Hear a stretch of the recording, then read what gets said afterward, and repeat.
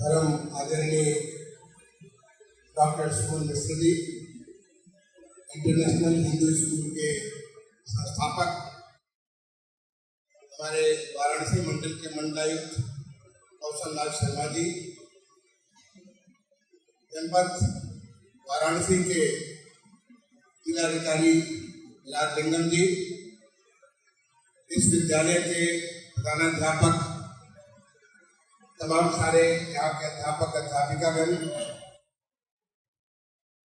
अन्य हमारे जनपद प्रशासन से अधिकारी कर्मचारीगण एवं इस विद्यालय के छात्र छात्राओं, प्यारे बच्चों,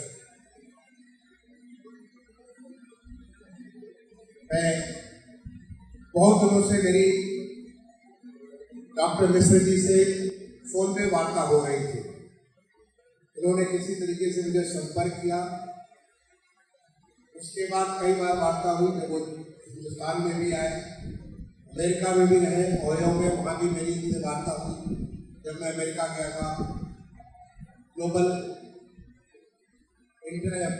हमारा जो ग्लोबल समिट हुआ था, इन्वेस्टमेंट समिट हुआ था, उसके सिलसिले में लेकिन मुलाकात नहीं हुई थी। और वो बार बार मुझे आमंत्रित करते थे कि कभी मैं बनारस आऊँ और उनके उस विद्यालय को देखूं।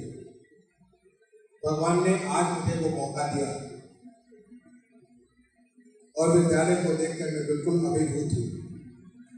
ये आप सारे बच्चों का सौभाग्य कि आपको ऐसे अच्छे विद्यालय में पढ़ने का मौका मिला, जहाँ के जाकर के मैंने यहाँ के रसायन, physics, biology, computer science, robotics, वो तमाम सारी लैब्स को भी मैंने देखा। आपके जूनियर और सीनियर क्लासेस के स्मार्ट क्लासेस को भी देखा और देख के लगा कि आपको कैसे इन बच्चों को एक अच्छा वातावरण मिल रहा है पढ़ने के लिए। और उससे भी ज़्यादा जब विद्यालय में मैं घूम रहा था तो मैं सब जगह ऑब्जर्व कर रहा था कि किस प्रकार की ऊर्जा वहाँ पे संचित है। हमारे तमाम सारे महान वैज्ञानिकों का, हमारी जो सनातन की हमारी शब्दावलियाँ, उन शब्दों से इसको प्रयोग करते हुए अलग अलग जो भाग का उसका नामकरण किया गया, ये देख करके मुझे बहुत अच्छा लगा। इसलिए बच्चों, इसे देख करके मैं समझता हूँ कि आपको एक अच्छा वातावरण मिला हुआ पढ़ने के लिए।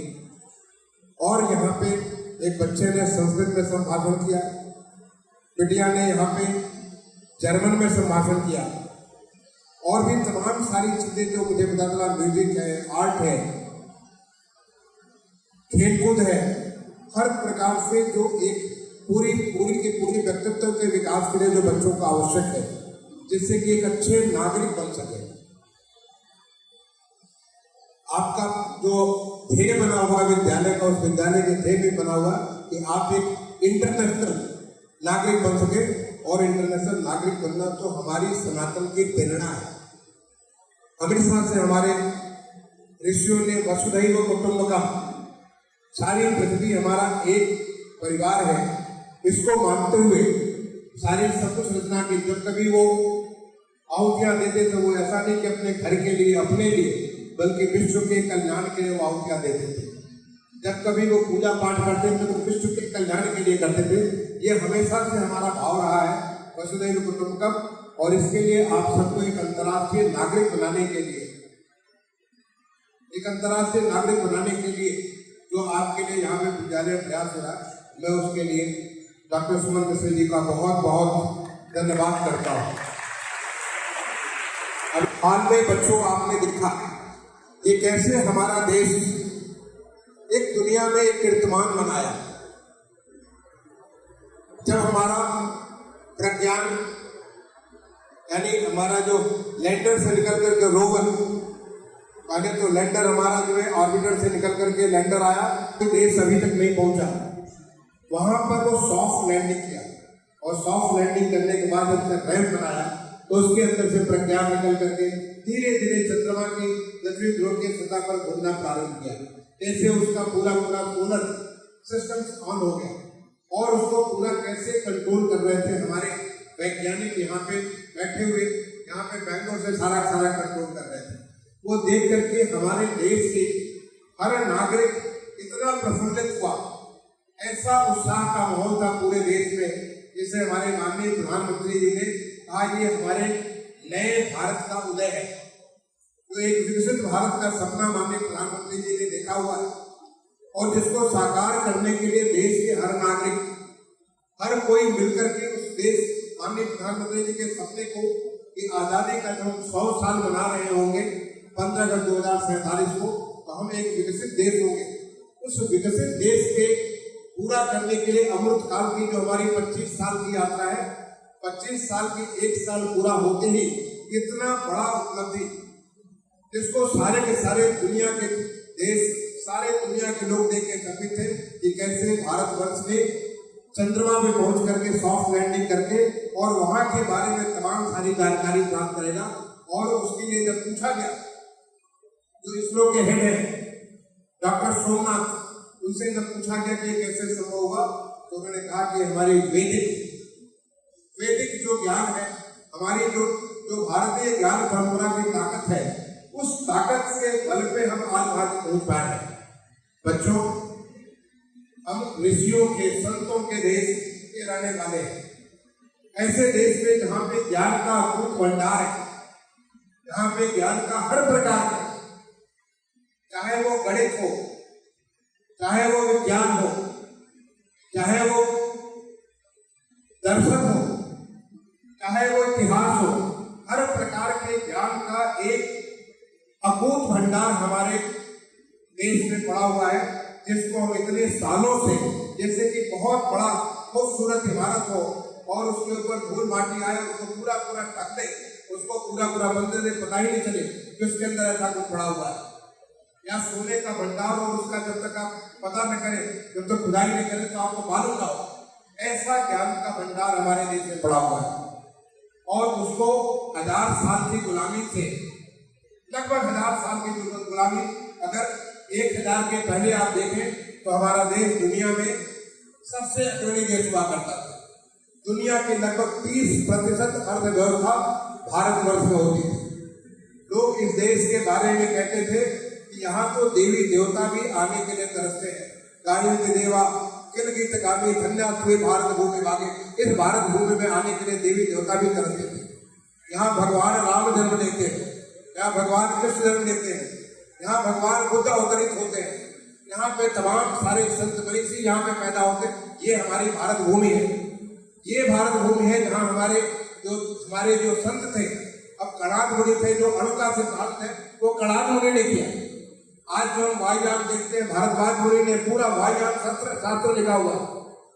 अगर हमें गणित के जो तमाम सारी चीजें, गणित की, विज्ञान की, गुरुत्वाकर्षण का सिद्धांत है, ये तमाम सारी चीजें जो हमारे देश की इतनी सारी ताकत थी, जिसे हमारे ऋषियों ने हमारे गुरुकुल में बैठ करके वहां पे इस प्रकार की ऐसी चीजों को खोज किया, हमारे शास्त्रों में पड़ी रहे, उसका कहीं हमें आभास नहीं था, क्योंकि हम 1000 साल से गुलामी की एक लंबी परत उसके ऊपर डाले हुए थे। आज माननीय प्रधानमंत्री जी ने हमारे देश को जो पंचप्रण कहा, अभी हाल में शायद मैं समझता हूँ आप सबने पंचप्रण लिया होगा।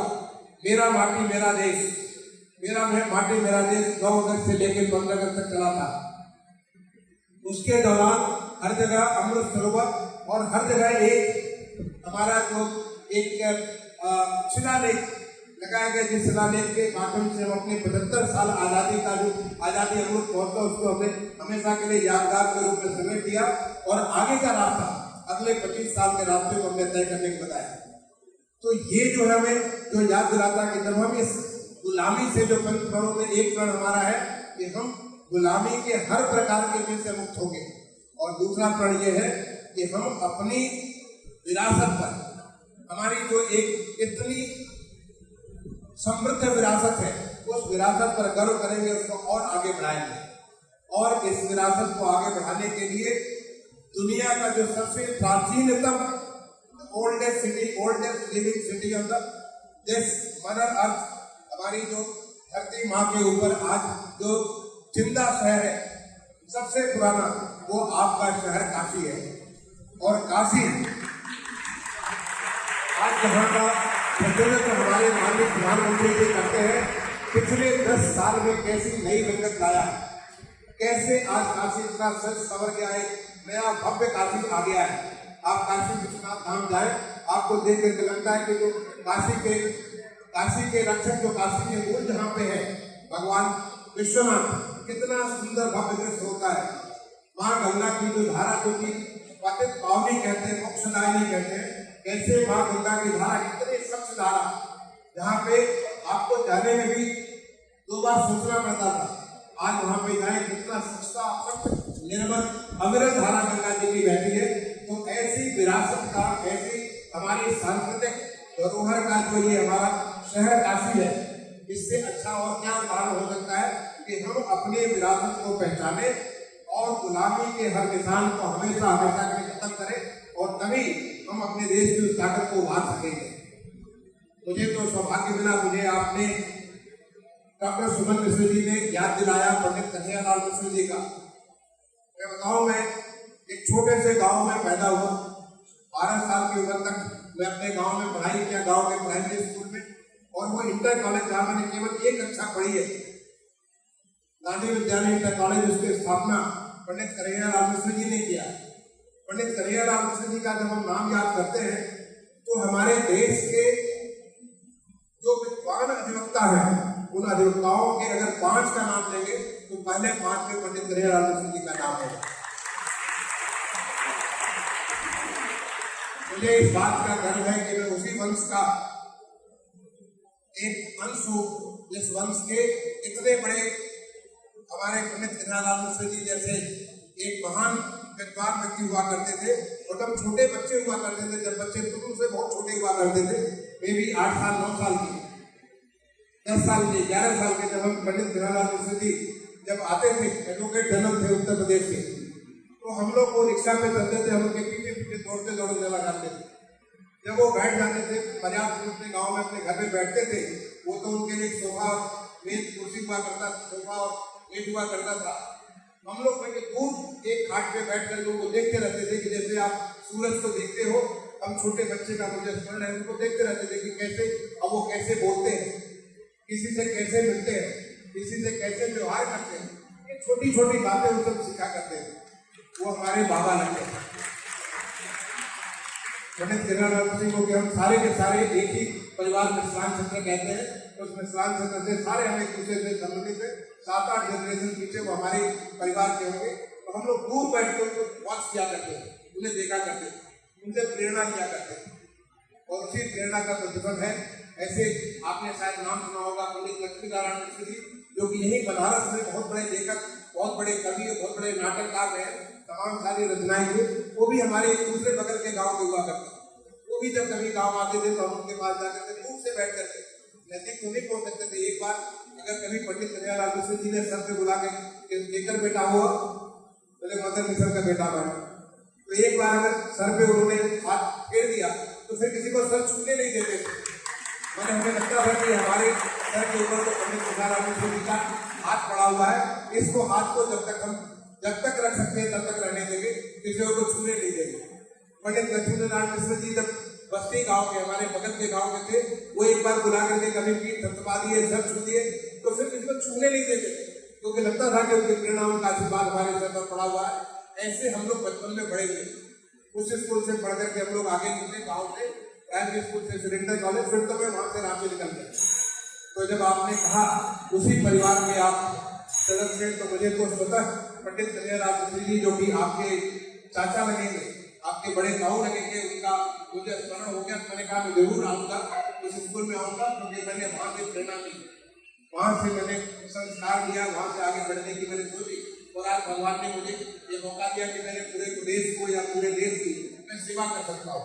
ये मेरा सौभाग्य है कि ऐसे समय में मैं ये कार्य करूँ जिसमें माननीय प्रधानमंत्री जी का उतना बड़ा एक पूरे देश को परिवर्तन की लहर है। मैं ऐसे समय में उत्तर प्रदेश की सेवा करने का मुझे मौका मिला, जिसमें माननीय श्री योगी आदित्यनाथ जी हमारे मुख्यमंत्री, वो एक कर्मयोगी है। उनके साथ काम करके लगता है हर एक चीज लगातार करते रहना, लगातार कार्य करते रहना, प्रदेश के नागरिकों के भविष्य के लिए, हमेशा आगे बढ़ते रहना। तो ये मेरा सौभाग्य मिला। मैं समझता हूँ कि मेरे बचपन में हमारे पूर्वजों का जो संस्कार और उनका जो आशीर्वाद था, उसकी वजह से मुझे मौका मिला कि मैं कुछ कर सकता हूँ। बच्चों, तुम्हें भी बहुत कुछ एक अच्छा वातावरण मिला होगा, पढ़ने का बहुत अच्छा वातावरण मिला होगा। उस वातावरण का लाभ लेकर के मुझे एक बिटिया ने मिली जिसको अभी मैंने गोल्ड मेडल देने का मुझे मौका मिला। बिटिया से मैंने पूछा कि बेटा तुम क्या बनना चाहती हो? उसने कहा मैं IAS बनना चाहती हूँ। बहुत अच्छी बात है, मैं आशीर्वाद देता हूँ बेटी तुम IAS बनना चाहती हो, बिल्कुल IAS बनो। लेकिन मैं साथ में ये भी जोड़ना चाहता हूँ, आज हमारा देश अवसरों का देश बन चुका है। आज हमारा प्रदेश अवसरों का प्रदेश बन चुका है। आज आप जहां भी जिस किसी क्षेत्र में जाओगे, उत्तर प्रदेश में, हमारे देश में जिस किसी क्षेत्र में जाओगे, आप कलाकार बन सकते हो, आप खिलाड़ी बन सकते हो, आप वैज्ञानिक बन सकते हो, आप मिलिट्री में जा सकते हो, आप प्रशासनिक सेवा में जा सकते हो, आप पुलिस सेवा में जा सकते हो, आप राजनीति में जा सकते हो, आप साहित्य में जा सकते हो। जिस किसी क्षेत्र में जाओ, आज हमारा देश और हमारा प्रदेश अवसरों का देश और अवसरों का प्रदेश है। जहां भी जाओगे वहां आप नाम कर सकते हो। एक अच्छे नागरिक बनो, एक अच्छा नागरिक जो कि एक संस्कार, हमें अपने देश के प्रति भक्ति हो, देश के प्रति प्रेम हो, देश के प्रति कमिटमेंट हो हमें कि हम अपने देश को एक सम्मान लाएंगे। और जो माननीय प्रधानमंत्री जी देश को एक विकसित देश बनाना चाहते हैं, हम उसको विकसित करने में अपना योगदान दें। ये हमारा योगदान होगा। अगर तुम्हारे मन के अंदर ये भाव होगा तो तुम जहां भी जाओगे बच्चे, वहां तुम बहुत अच्छा करोगे और तुमको भगवान हमेशा तुम्हारी मदद करेंगे आगे बढ़ने की। मैं अपने अंत में मैं अपनी बात समाप्त करूंगा एक निवेदन करते हुए। हमें डॉक्टर सुमन ऋषि जी ने बहुत सारी बातें निवेदन किया। मैं आपसे एक निवेदन करना चाहता हूँ कि जब मैं आपके विद्यालय में चारों तरफ घूम रहा था, मैंने नाम देखे, मैंने बहुत सारे अच्छे प्रयोगशालाएं देखी, लेकिन हमारे देश की जो ताकत है, जो देश में इस देश को जो बनाया है, इस देश की जो इस देश की जो चाहे विज्ञान हो, साहित्य हो, इतिहास हो, हर चीज को बनाया है, उसका मुझे अनुभव नहीं। आपकी दीवारें खाली पड़ी है। मैं चाहूंगा, मैं आपसे अनुरोध करूंगा कि आपने बहुत कुछ बड़ा अच्छा लगा कि आपने 1996 में मुझे बताया कि $1 मिलियन, बच्चों $1 मिलियन 1996, मैं समझता हूँ कि करीब 50 रुपए का एक डॉलर रहा होगा उस जमाने में। तो 50 रुपए का डॉलर का मतलब होता है कि 1 मिलियन मतलब 10 लाख। 10 लाख का मतलब 10 लाख और 10 लाख डॉलर, और 10 लाख डॉलर को आप 50 से मल्टीप्लाई करोगे तो वो हो जाएगा 500। इसका मतलब होगा 5 करोड़।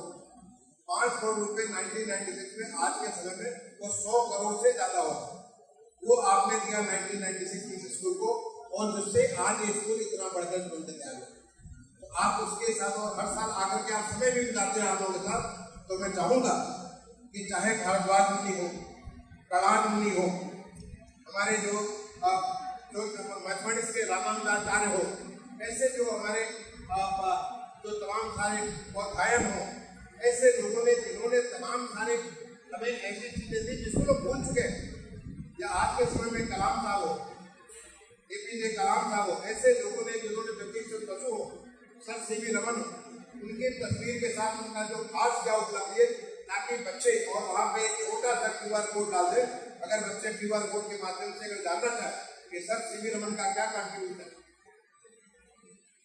हमारे जो नोबेल लॉरेट जो हमारे जो रविन्द्रनाथ टैगोर का क्या कंट्रीब्यूशन है, या हमारे जो वैज्ञानिक है उनका क्या कंट्रीब्यूशन, ऐसे लोगों की तस्वीर और उनका छोटा सा एक 2-4 लाइन बना करके और साथ में QR कोड के माध्यम से आप उसके बारे में पूरी जानकारी कर सकते कर दे दें। तो मुझे लगता है कि हमारे बच्चे जो सनातन को दोबारा समझ सकेंगे और गर्व करेंगे इस देश के बारे में। कम से कम जब तक आपको इस बात का आभास नहीं होगा कि हमारे अंदर वशिष्ठ मुनि की उनकी जो खून है, उनका जो भाग है, उनका जो DNA वो हमारे अंदर है। हमारे अंदर भारद्वाज मुनि के DNA है, हमारे अंदर पाणिनि का है, पतंजलि का है, ऐसे तमाम सारे मुनियों का भाग हम सब के अंदर है। तो फिर हम दुनिया में कैसे किसी से पीछे रह सकते हैं?